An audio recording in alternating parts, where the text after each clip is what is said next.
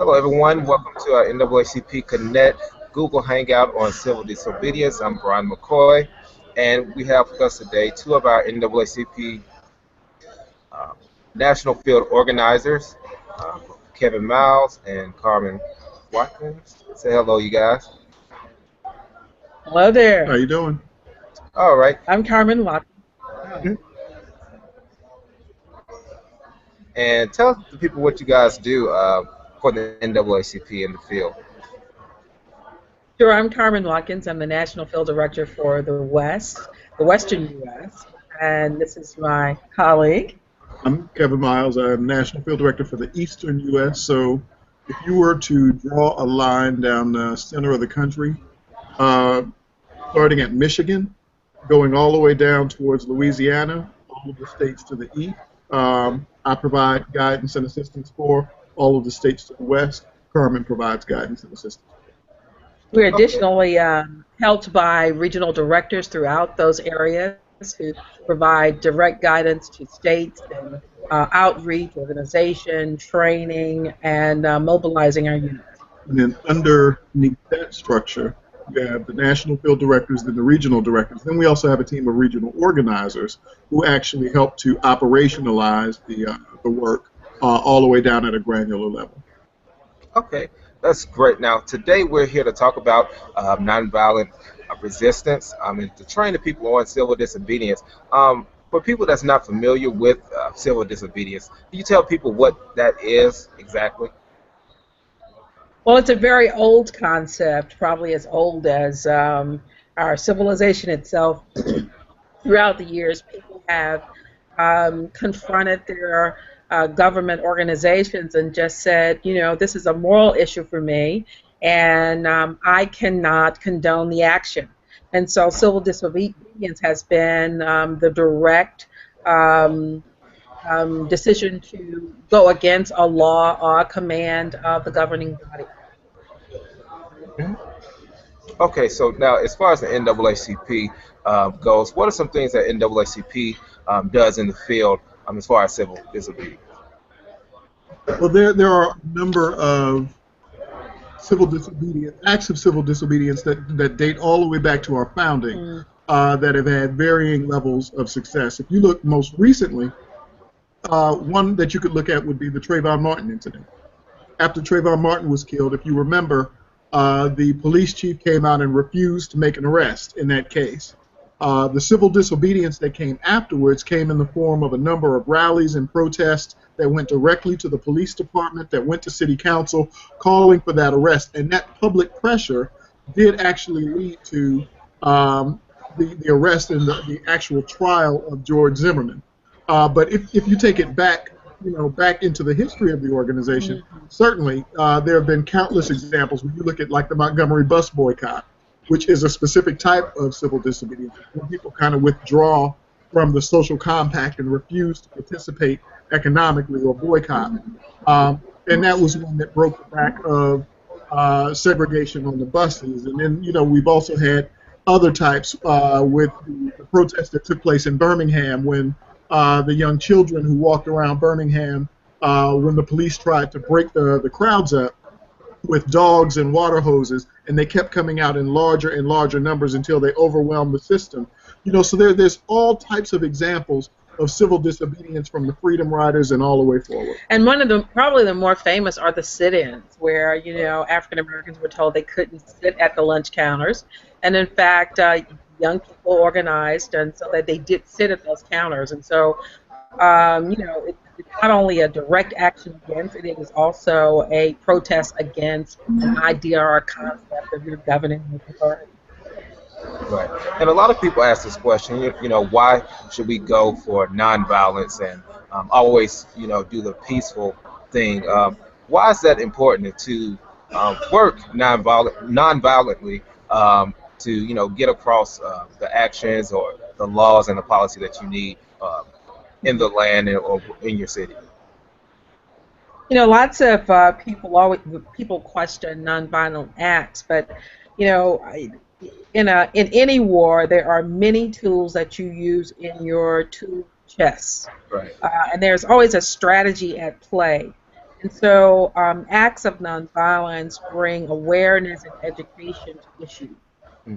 And they are but one of the tools that are used in protracted um, protests against a legal concept or strategy. And then also, Dante famously talked about, be careful when you look long into the abyss. The abyss also looks long into you. We want to make sure that even when we are protesting an injustice, we do not become that very thing that we despise. The goal is not for one team or another to win, but we want to dismantle the whole society that says that we have to break into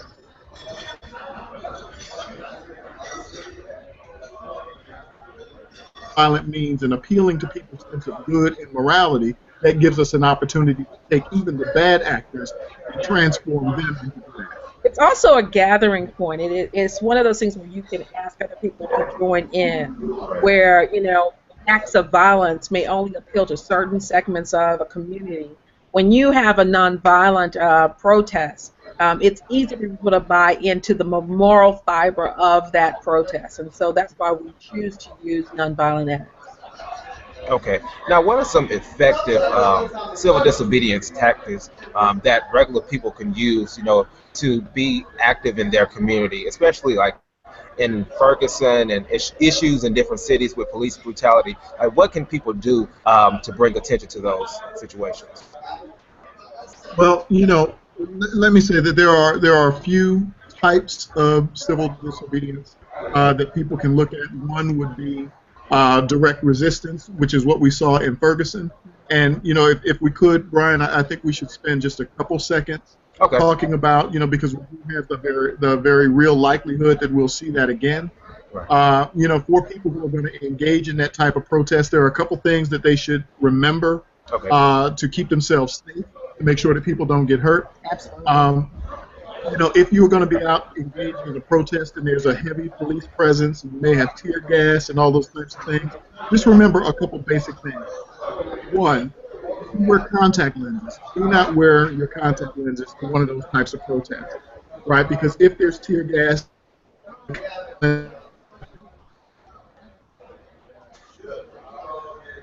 oils, don't wear any type of moisturizers that trap CS on your skin, right? You also want to make sure that you have some type of solution to clear tear gas out of your eyes. A lot of people use milk, but milk doesn't keep over the course of a day, right? So you can use milk of magnesia. They sell it for people who have upset stomachs. You can mix it with water, about half and half, and you can keep that over the course of a day.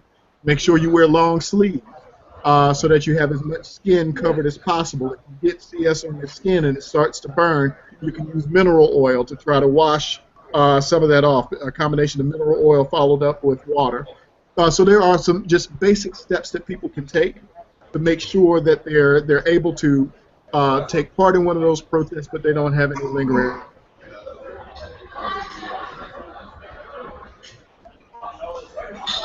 Yes. Should not get emotionally charged. So the fact that people are hurling racial slurs or things that you might find offensive, verbally, you have to learn to look past that and stay focused on your goal and stay focused on your mission and not get caught up in theirs. Okay. Okay. Now, what are some things not to do? Because a lot of times, people go to these events and they just, they get angry, like you said, they get emotional. What are like some of the things not to do when engaging with the police? Well, let me say, one big thing not to do when it comes to any type of civil disobedience, don't act first and plan later. Right. You really want to make sure before you engage in some form of civil disobedience or direct action, nonviolent resistance, take the time to actually analyze what is it that you're trying to change, who has the power to change it, and how your planned action is going to influence them to take that action. Because what you don't want is you don't want to spend a whole lot of time, effort, and energy putting people out in the streets and into harm's way, in some form of a protest or demonstration that does not have the ability to make change. And Brian, I think I want to take it a step further than that. I mean, I want to challenge Kevin on this one because I know he knows how to go about this. There are also some 1, 2, 3s of what happens once you get arrested. You know, Kevin, what about having contact information available to you and things of that nature? So tell them about that too. You know, for people who go out and engage in a protest, one thing not to do: don't go out there unprepared. Make sure that, you know, if you take medication, you know, because you may not be able to take it into a jail with you, but you need to take a list of, you know, what medications you're on. Make sure that you have that available for the people if you would happen to get arrested. Make sure you have contact numbers for people on the outside. Record those on your body. Not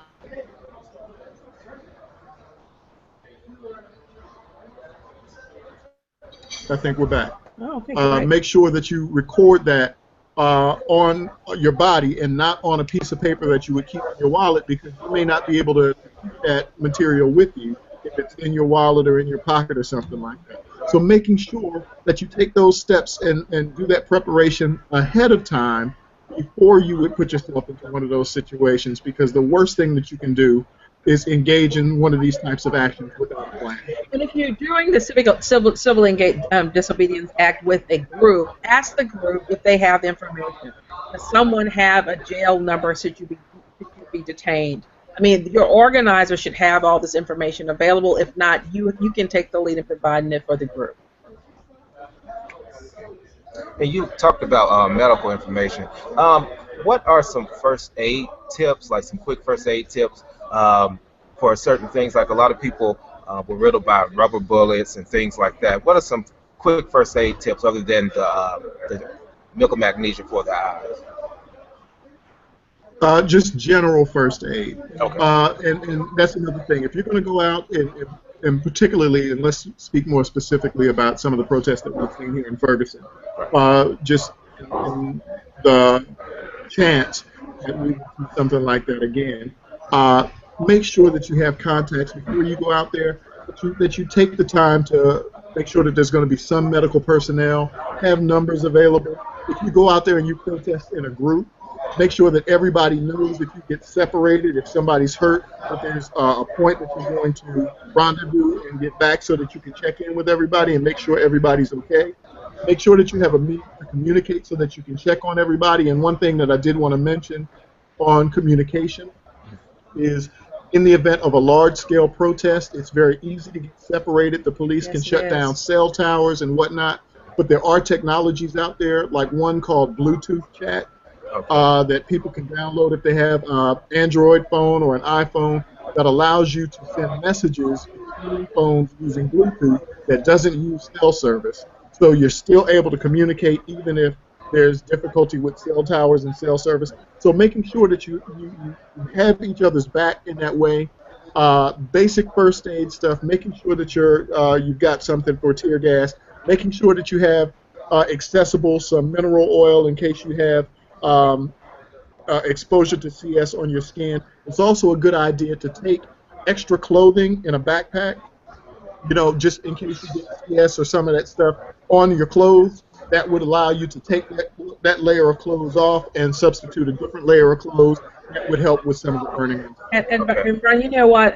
As they get ready to write contact information, I really want to stress that they do it in some on their body, on their person, that will not wipe easily off. So you know, you can do the old ink pens or a magic marker. Doesn't matter what it is. Make sure that you can write them clearly and that it doesn't rub off easily. All right. Okay, now one thing that I want to bring up before we go today, after the protests are over, just really quickly, like what should people do after they protest? Because I know I see a lot of people, you know, angry about certain issues. What are some things that they can do after they go back home? Because, you know, a lot of people, you know, they go back home and they get on Twitter, they do a lot of things like that. But, you know, what should they do to make sure that the policy is passed, you know, to actually have change in the community? You know, that's a great question, Brian, because real change takes time. You know, it really takes time. And we've got to make sure that we have the patience to see our efforts through. You want to do your pre-planning, right? You want to identify what change you're trying to make, who has the ability to make that change, and make sure that your actions are capable of influencing that person. But then you've got to settle your people in for the long haul, because even if it's going to be a municipal change, even if it's going to be something small that happens at the city level, not even the state level, that could take several months. If it's going to be a piece of legislation that needs to go through the state level, that could take upwards of a year. And you've just got to make sure that everybody who is on board, who is fighting for that change, is prepared to go the long haul and to keep pushing, keep attending the meetings, keep showing up, keep making your voice heard until they see it all the way through. And I think you have to, from the beginning, let people understand that a march or a rally or a protest is but one tool. And this is a long distance run, not a sprint. And so we're talking about incremental change, and this is the face of what we want it to look like, but it is not. Start with this, raise an elevation of awareness and education, and then you go through the process and continue fighting the process. I think if you start out from the beginning, letting people understand that, they're more receptive to the longer wait. Okay. Well, thank you guys for joining us tonight. Well, this is going to be a larger series on civil disobedience, just to train people about the next steps. And I think our next chat will be about what people can do, after the protests are over. So thank you guys for joining us tonight, and thank you all for joining us at home. You can go and check us out. Check this video out on NAACPConnect.org, where we're going to have it, and we're going to have other information there. So have a good night, and thank you guys for joining us. Thank you.